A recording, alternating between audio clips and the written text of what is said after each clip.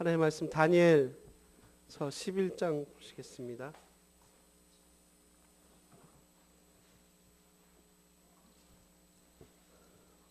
2절에서 6절까지만 보도록 하겠습니다.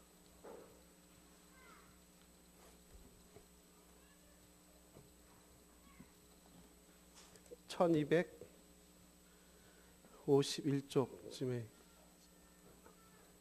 이 11장 2절에서 6절까지만 보도록 하겠습니다.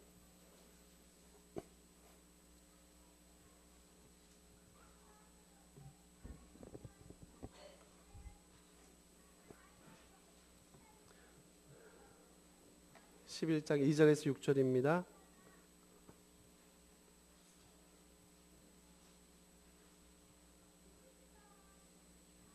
예,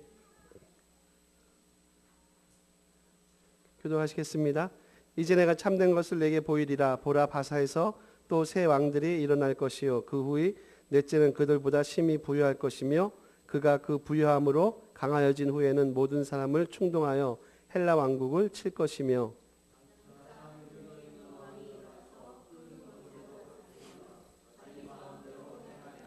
그러나 그가 강성할 때에 그의 나라가 갈라져 천하 사방에 나누일 것이나 그의 자손에게로 돌아가지도 아니할 것이요 또 자기가 주장하던 권세대로도 되지 아니하리니 이는 그 나라가 뽑혀서 그 외의 다른 사람들에게로 돌아갈 것임이라.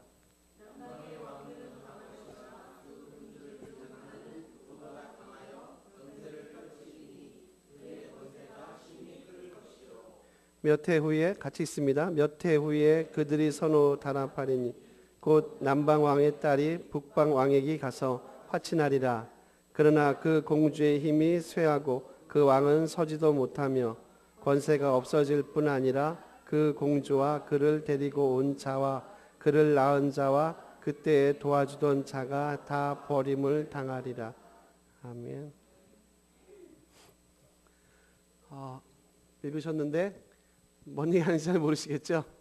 이게 이제 45절까지 11장이요 쭉 이어지는데 보통 당연히 뭐 다니엘 7장 이후는 우리가 많이 예언장이라고 예언에 대한 거라 많이 생각을 하고요.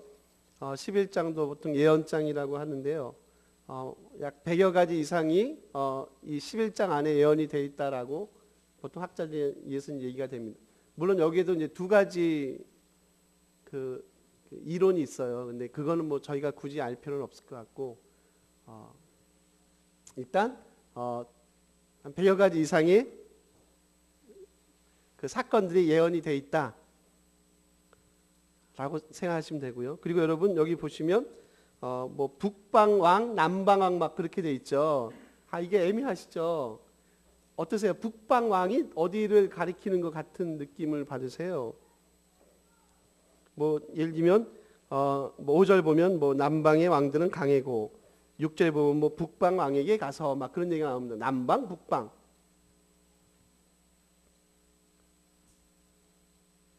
헷갈리시죠? 뭐 헷갈릴 거 없죠? 다시 그러면 좀 정리해 볼까요? 3절 한번 가볼게요. 3절. 그냥 눈만 오세요. 장차 능력 있는 왕이 일어나서 큰 권세를 다스리며 자기 마음대로 행하리라라고 얘기합니다. 여러분 여기서 한 능력 있는 왕은 누굴 것 같으세요? 저희가 지금 계속 봤어요. 어떻게 오늘도 역사입니다. 역사. 그러니까 말씀했죠. 한 100여 가지 이상이 예언되어 있다라고 보는데 사실상 오늘은요. 오늘도 정확하게 보면 역사예요. 다 헬라 역사고 그 당시 역사를 얘기합니다. 그럼 다시 가볼게요. 3절 보시면 일단 이 능력 있는 왕이 누구일 것 같냐면 지금 우리 다니엘에서 많이 소개됐던 왕이 있어요. 누굴 것 같냐면 알렉산더. 그러면 2절로 다시 가볼게요. 눈만 오세요. 두 번째 또 새 왕들이 일어날 것이요 그 후에 넷째는 그들보다 심히 부유할 것이며 그리고 쭉 나옵니다. 넷째 왕이 누구냐에 대한 거예요. 이것도 논쟁이 있거든요. 근데 대부분 학자들은 아수에로 왕으로 봐요. 아수에로 왕이 누구냐면 기억나세요? 에스더 있죠. 에스더 남편이죠. 그죠? 왕후가 이전 왕후가 폐위되고 나중에 이제 에스더가 뽑혔죠. 그 왕이 바로 이제 아수에로 왕입니다. 이 사람 때 되게 막강한 군사력과 경제력을 갖고 있어서 100만 대군을 이끌고 헬라를 쳤습니다. 근데 패했어요. 그리고 나서부터 바사죠 지금. 그죠? 바사 왕입니다. 페르시아예요. 그 이후로 사실상 바사 왕국이 급격한 그 힘의 약화를 보였습니다. 그리고 3절 아까 누가 나타납니까? 능력 있는 왕이 나타납니다. 누가 나타난 거예요? 알렉산더가 나타난 겁니다. 그러니까 여러분 어렵게 생각하지 마시고요. 다시 말씀드리지만 지금 11장은 다 뭐에 관한 거예요? 역사입니다. 역사. 그러면 남방왕, 북방왕, 그리고 다시요. 좀 설명하고 본문을 설명하고 제가 설명을 드릴게요. 그게 낫겠어요. 너무 뜬금없이. 4절 보시면 그가 강성할 때 그의 나라가 갈라져 천하 사방에 나눌 거라고 얘기합니다. 알렉산더가 죽고 나서 무슨 일이 있었습니까, 여러분? 나라가 그죠? 네 조각으로 나눠지죠. 죽기 전에 이제 신하들이 물었지 않겠습니까? 대왕이시여, 누구를 후계자로 뽑으면 되겠습니까? 아들이 2명 있었습니다. 누구를 후계자로 뽑습니까? 야, 내 아들, 큰아들 줘. 라고 얘기했으면 혹시 얘기가 쉬웠을 수도 있겠죠. 근데 둘 다 암살당합니다. 그리고 알렉산더가 그렇게 얘기했대요. 야, 센 놈에게 줘라. 그리고 그 밑에 이제 장군들 있지 않습니까? 장군들에 의해서 나라가 4개로 나눠진 거예요. 하나는 마게도냐. 마게도냐가 원래 누구 나라죠? 누구의 나라였습니까? 알렉산더가 원래 마게도냐 사람이죠. 마게도냐. 그리고 소아시아. 그리고 이제 오늘 본문에 나오는 북방왕 볼까요? 북방왕. 어디입니까? 오늘 우리 아침에 봤죠? 안디옥 있는 나라. 시리아입니다. 지금 북방왕은요, 시리아를 말합니다. 시리아. 그럼 남방은 어디일 것 같습니까? 그렇죠. 이집트, 애굽입니다, 여러분. 그럼 지금, 그렇구나. 지금 북방왕의 언급이 나오고 남방왕에 대한 언급이 나오는 건 이상한 나라를 얘기하는 게 아니라 북방왕하고 지금 남방왕, 다시요. 북방왕인 어디 나라고요? 시리아. 굳이 왕조로 따지면 셀류키드 왕조입니다. 뭐 그냥 듣고 잊어버리십시오. 셀류키드 왕조, 시리아하고요. 남방왕, 이집트 어느 왕조입니까? 기억나세요? 이집트의 톨레미 왕조입니다. 이 두 왕조의 싸움을 지금 보여주고 있어요. 이 두 왕조 싸움이 얼마에 걸쳐 일어나냐면 거의 100여 년 동안 6차에 걸쳐서 일어납니다. 한 270년부터 해가지고 한 160년경까지요. 거의 6차에 걸쳐서요. 북방 왕인, 북방 쪽인 누구하고요? 시리아하고 셀류키드죠. 남방인 이집트 어디입니까? 톨레미 이 둘 사이에 전쟁이 계속 일어나는 거예요. 그리고 중요한 건 뭡니까? 그 가운데 누가 딱 낀 겁니까, 여러분? 바로 이스라엘이 껴버린 거죠. 그러니까 쉽게 말하면 이렇게 생각해 보세요. 고려등 싸움에 지금 새우등이 다 터져버리는 겁니다. 이 두 나라가 막 싸우는 겁니다. 거의 100여 년간에 걸쳐서. 그 가운데 누가 있다고요? 이스라엘 백성이 딱 껴들어 있는 거예요. 여기서 치이고 여기서 이 동네에 있다가 이 동네 밑에 있다가 포로로 잡혀갔다가 이쪽에 있고 여기 또 주권 아래 있다가 이쪽에 있고 막 그런 식의 뭐 그렇게까지는 안 했지만 그런 일들이 벌어지고 있고요. 그리고 말씀한 대로 지금 고래 싸움에 새우등이 터지는 일들이 벌어지고 있는데 바로 이런 상황 속에서 그럼 다니엘에게 주신 말씀은 뭐냐면 바로 이런 역사적인 상황 속에 있는 이스라엘 백성들은 뭐 하고 있는 거예요? 어떻게 살아가야 될 것인가에 대한 메시지를 주고 싶어 합니다. 그게 뭐라고요? 11장이에요. 이게 예언이 됐든 언제 이런 일이 벌어집니다 쪽의 관심보다는 이렇게 지금 하나님의 백성의 나라인 이스라엘 백성들이요. 지금 이 가운데 딱 껴 있습니다. 그럼 어떻게 이제 하나님의 백성들은 이 가운데서 어떻게 살아가야 됩니까에 대한 얘기를 해주고 싶어 하는 게 몇 장이라고요? 11장입니다. 이해하시겠습니까, 여러분? 그리고 뭘 띄워주냐면 우리가 이 땅에서 살아갈 이제 눈을 띄워주는 겁니다. 이 땅을 바라보는 역사관을 심어줍니다. 우리 제목이 뭡니까? 역사의 주인 아닙니까? 익히 알고 있지만 맞아. 비록 그런 가운데 우리가 있지만 그런 역사 가운데 있지만 시리아에도 못 가고 이집트에도 못 가고 그 가운데서 늘 끼어서 힘든 삶을 살아가고 있지만 누가요? 하나님의 백성인 이스라엘 백성들이. 그렇지만 너희들이 놓치지 말아야 될 게 있다는 거예요. 뭐예요? 하나님의 백성의 정체성이에요. 그걸 위해서 앞에 중요한 본문이 하나 소개가 됩니다. 우리 2장으로 가볼게요. 2장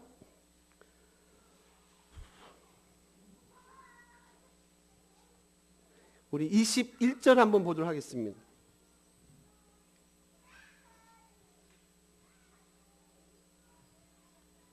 예, 읽겠습니다.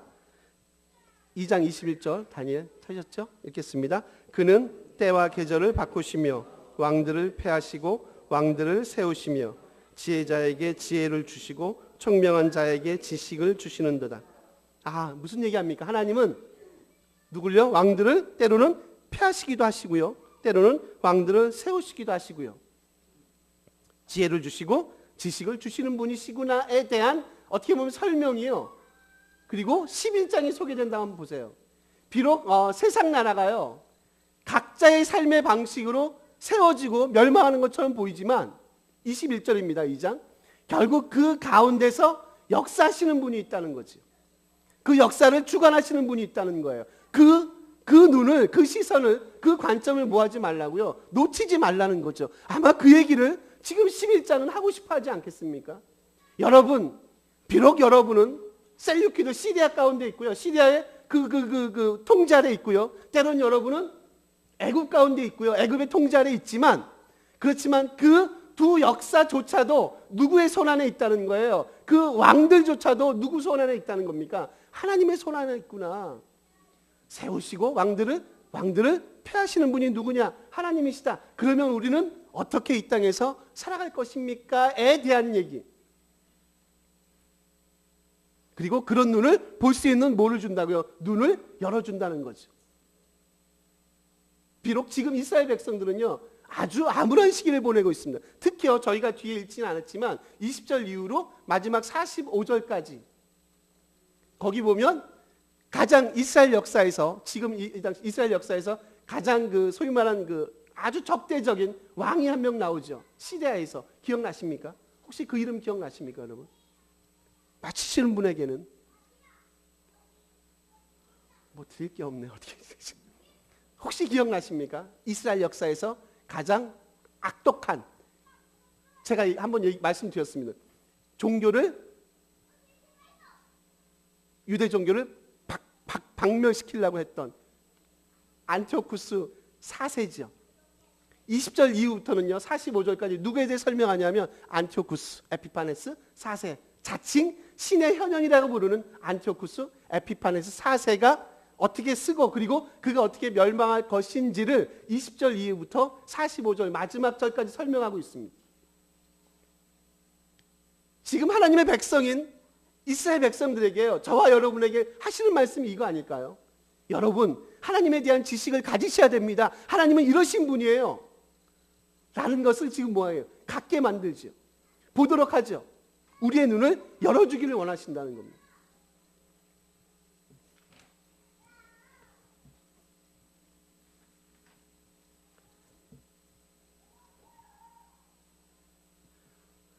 요즘에 여러 가지 말들이 많이 나옵니다. 특히 저희가 이제 작년하고 올 초에 이제 그 사건들 겪으면서 소위 말하는 이제 그 권력을 가지신 분들 권력이 있지 않습니까? 보통 우리가 무슨 권력이라고 얘기하나요? 그 권력이 스스로에서 나오지 않지 않습니까? 그래서 우리가 흔히 하는 얘기로 그 권력은 국민들에 의해서 위임된 권력이라는 얘기를 많이 하지 않습니까? 그 권력이 본인들에게서 나오지 않아요. 그렇지 않습니까? 위임된 거예요. 역사는 제가 볼 땐 그걸 봐야 될 것 같아요. 세상 왕들이 우후죽순 들락날락 거립니다. 세워지고 폐해지고 세워지고 폐해지고 합니다. 근데 그들이 가졌던 그 권력이 스스로의 힘에서 군사에서 절대 나오지 않는다는 거죠. 어디서요? 위임된 거예요. 누구에게요? 하나님 그분에게서 위임된 권력을 가진 자로서 그 위임된 권력을 어떻게 하는 거예요? 이 세상에서 하나님의 방식으로 풀어나가는 게 맞다는 거예요. 근데 이 땅의 역사는 제대로 그런 방식으로 하나님의 위임된 권력을 풀어나가는 사실상 왕이 별로 없고 대통령이 별로 없는 것 같지 않습니까? 그래서 늘 우리는 절망 가운데 있지만 그렇지만 그 가운데서 뭐 하지 말라는 겁니까? 절망을 갖지 말고 희망을 보게 하는 거예요. 왜요? 여전히 그 가운데서도요, 그 어두운 가운데, 어두운 역사 가운데서도 여전히 하나님은 뭐 하신다는 겁니까? 일하신다는 거죠. 동트기 바로 전에가 가장 어둡다며요. 그런가요? 맞나요? 동트기 전에 가장 어둡다고 얘기하지 않습니까? 그렇지만 금방 동이 트고 밝아지지 않겠습니까? 영원히 어둡진 않을 겁니다.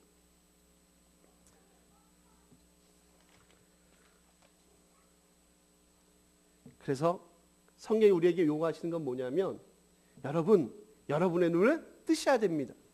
그리고 하나님을 아는 지식으로 여러분의 삶을 가득 채우셔야 됩니다.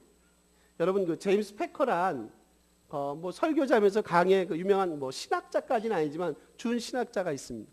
그분이 쓴 하나님을 아는 지식이라는 책이 있어요. 꽤 오래된 책. 웬만한 뭐 신학생들 서적에는 다 꽂혀 있은 하나님을 아는 지식인데 거기 보면 재밌는 이런 글이 있습니다.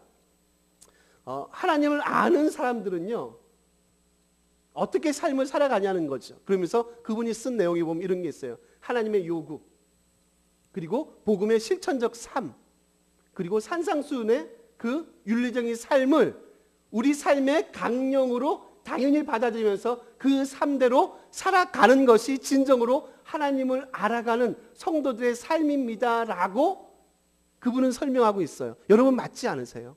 맞는 것 같지 않으십니까?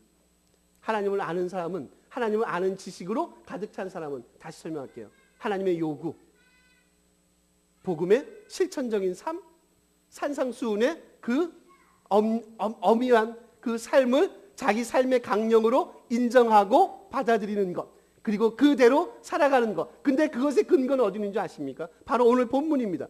하나님이 역사에 뭐라고요? 역사의 주관자십니다, 주인이십니다를 인정하는 것. 그래야지만 이게 가능하지 않겠어요? 하나님의 역사의 주인을 인정하지 못하시는데 여러분이 하나님의 요구를 받아들이십니까? 복음 실천의 삶대로 살아갈 수 있어요? 산상수훈의 계명대로 살아갈 수 있겠습니까? 힘들죠. 못 살죠. 지금 다니엘이 본 건 바로 이런 거 아닐까요? 그가 하나님을 알았습니다라고 얘기할 때는 바로 그런 삶의, 그런 복음의 내용에 흠뻑 젖어버린 한 위대한 믿음의 영웅의 삶을 통해서 보여주는 게 누구예요? 바로 다니엘의 삶이라는 거죠.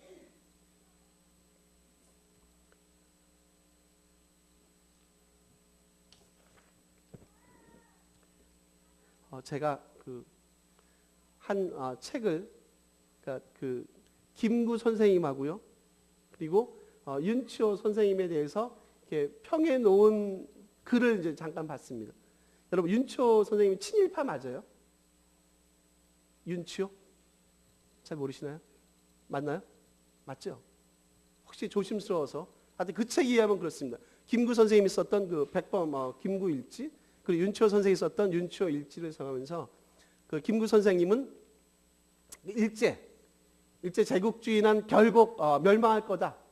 영원히 가지 않는다. 그런 나라가 영원히 가는 법이 없다. 그리고 끊임없이 백성들, 국민들을 향한 해방, 뭐 우리식으로 표현하면 구원, 회복 쪽에 끊임없이 용기를 줬습니다. 바로 이제 김구의 백범일지 거기 나온다고 합니다. 저 뭐 직접 읽지 못했으니까. 그리고 윤치호 선생은요, 그의 그 윤치호 일기에 보면 그런 얘기가 나온대요. 일본의 그 군사력, 경제력, 정치력, 그것에 대한 찬미, 찬양, 숭배. 야, 대단하다. 우리가 일본의 그 우산 밑에 있어야지 우리나라가 먹고 살 수 있다. 우리나라도 잘 먹고 잘 살 수 있다. 여러분, 같이 우리 일제 이 운동에 같이 동참합시다. 일종의 이제 그런 식의 막 소위 말하는 찬동. 그리고 3.1절. 19년에 3.1절 운동이 일어나고 나서 일주일도 안 돼서 거기에 대한 막 반박문을 쓸 정도로 그런 일을 했답니다. 윤치호 선생이. 이제 그 책에 의하면 그렇습니다. 한 가지 재밌는 건 뭐냐면 두 분의 특성이 있어요. 뭔지 아십니까? 두 분 다 누군지 아십니까? 두 분 다 기독교인이에요. 김구 선생님도 기독교인 맞죠? 윤치호 선생은 기독교인 말씀해 그건 몰랐습니다. 두 분 다 기독교인이랍니다. 근데 같은 기독교인인데 나라를, 세상을 바라보는 눈은 너무 달라요. 한 분은 비록 절망 가운데 있죠. 김구 선생이 그런 얘기하지만 그때 뭐 우리나라가 좋았습니까? 여전히 고통과 압제 가운데 있잖아요. 근데 그분이 놓지 않은 게 있다는 거죠. 그 가운데서 희망을 보는 거야. 이 백성의 미래를 보는 거예요. 그것이 기독교적인 세계관에 의거했는지는 잘 모르겠어요. 또 다른 분도 동일하게 기독교인입니다. 근데 그분은 일본을 찬양하고 일본을 숭배합니다. 윤초 선생이 가졌던 논리는 뭔지 아세요? 힘이 곧 정의라는 겁니다. 힘의 세계에 완전히 함몰된 한 사람의 인생을 봐요. 힘이 곧 정의다. 윤초 선생입니다. 김구 선생은 뭔지 아십니까? 정의가 곧 힘이다. 말장난인가요? 비슷한 것 같은데 되게 많이 다르지 않으세요? 힘이 곧 정의가 아니라 정의가 곧 힘입니다. 여러분, 우리가 지금 100여 년에 걸친 이 나라의 흥망성쇠가 지금 말씀한 대로 11장에 쫙 소개가 되고 있어요. 너무 복잡해서 설명을 드려도 잘 모르실 겁니다. 저도 때로는 헷갈립니다. 이렇게 길게 북방, 남방 왕들의 소위 말하는 히스토리를 설명해 가면서 이 11장을 소개하는 이유가 뭐겠어요? 이 가운데 뭐가 있다는 거예요? 하나님의 정의가 여전히 존재한다는 거죠. 힘의 논리에 의해서 세계가 움직이지 않는다는 거 아닙니까? 아무리 안티오쿠스가 강력한 힘을 소유하고 있다 그래도 그도 결국 뭐 할 거예요? 하나님의 그 역사를 움직이는 그 손 안에 있다는 거죠. 그래서 45절 마지막 절은요 이렇게 맞춰요. 여러분 45절 한번 가볼까요? 안티오쿠스 4세입니다. 11장 45절입니다. 읽겠습니다. 그가 장막 궁전을 바다와 영화롭고 거룩한 산 사이에 세울 것이나 그의 종말이 이르리니 도와줄 자가 없으리. 종말이 이른다? 도와줄 자가 없다. 안티옥 4세의 마지막입니다. 성경이 우리에게 제시하는 건 그런 거죠. 소위 말하는 기독교 세계관, 하나님 중심의 세계관을 갖기를 원한다는 겁니다. 비록 세상은요 힘의 논리에 의해서 움직여지는 것처럼 보이지만 그 힘의 논리 그 이면에 있는 하나님의 역사심을 바라보라라는 거예요. 그래서 자꾸 우리 눈을 기독교적인 세계관, 하나님 중심의 세계관으로 보도록 성경은 끊임없이 우리를 독려하고 있다는 겁니다. 너무 힘의 세계관에 우리의 가치관을 함몰시키지 않았으면 좋겠습니다. 이 절망 가운데 여전히 일하시는, 여전히 역사하시는 뭘 보시라고요? 하나님의 일하심을 보시라는 거예요. 바로 그것을 누가 봤다고요? 다니엘이 봤어요. 그가 경건해서 본 게 아니라 늘 그는 우리가 쭉 봤습니다. 다니엘은 하나님 앞에 어떻게 섰다 그랬습니까? 늘 하나님 앞에 두려움과 경외감을 가지고 살아갔던 그도 역시 연약한 하나님의 사람이었습니다. 그렇지만 하나님을 향한 그 시선을 그는 포기하지 않았습니다. 사실 다니엘서가 우리에게 주는 메시지 아닌가요? 그의 상황이 좋고 그가 넉넉해서 그의 모든 형편이 좋아서 그는 하나님을 경외했다. 그게 아니라 그렇지 않나요? 비록 그도 여전히 고난과 힘든 가운데 있었지만 그도 역시 하나님을 향한 그 거룩한 그 시선을 포기하지 않았습니다. 하나님을 향한 두려움과 경외감을 결코 포기하지 않았습니다. 그래서 그는 그의 삶을 하나님을 아는 지식으로 가득 채우게 되었습니다. 아까 말씀한 대로 하나님의 요구가 무엇인지, 복음이, 말씀이 우리에게 실천하도록 요청하는 그 실천적 삶이 무엇인지, 신약식으로 표현하면 산상수훈의 그 엄중한 삶의 계명들이 우리 삶에 요구하는 것이 무엇인지를 늘 감사함으로 그는 인정하고 받아들였습니다. 왜 그런 줄 아십니까? 그가 위대해서 그런 게 아니라 역사의 주인이 하나님이심을 그가 보았다는 것, 바로 그거 한 가지밖에 없지 않겠습니까? 라는 거지. 이제 다니엘이 바쳐집니다. 다음 주로 바칠 겁니다. 사실상 제가 좀 이렇게 뺀 부분이 있어요. 그러니까 어려운 부분, 사실 이 부분도 되게 어려워요. 지금 막 말씀한 대로 역사를 소개하려면 되게 힘드니까. 대신 제가 서두에 말씀드렸지 전해주고 싶은 메시지를 중심으로 하자. 혹시 저희가 나중에 성경 공부를 할 기회가 되면 아마 자세하게 할 기회가 있겠죠. 진짜 하나씩 하나씩 절절 여기서 이 왕은 누구고 되게 복잡합니다. 아까 말씀했듯이 6차의 전쟁이 일어나잖아요. 그것도 되게 복잡해요. 뭐 1, 2, 3, 4차까지는 뭐 북방 시리아가 이기고 5차, 6차는 또 애굽 막 그런 게 있습니다. 복잡합니다. 이제 그런 건 크게 중요한 것 같지 않아요. 말 그대로 그건 세계사입니다. 중요한 건 뭐라고? 이 다니엘을 통해서 우리에게 주는 하나님의 음성 그 자체 무엇인가? 이 세계 열강의 각축 속에 이 중간에 껴있는 하나님의 백성은 이 땅에서 어떠한 삶을 살아갈 것인가? 어떤 세계관을 가지고 이 땅을 바라볼 것인가? 맞아.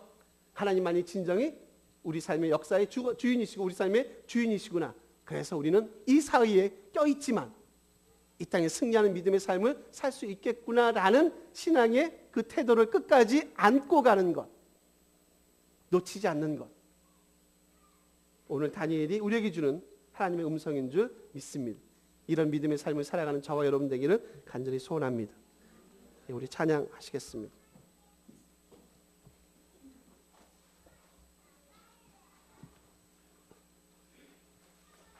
860 파송의 노래입니다.